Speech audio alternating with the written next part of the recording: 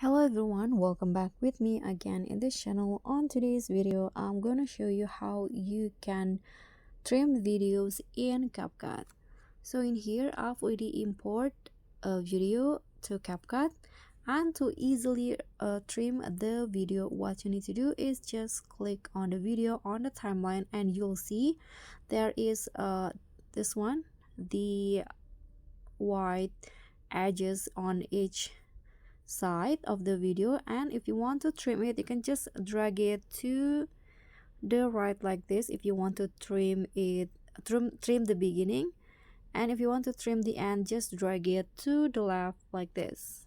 Okay, so that's pretty easy, but I hope this will be helpful. So don't forget to like, comment, and subscribe, and also click on the thanks button below. I'll catch you all on the next tutorial. Thank you.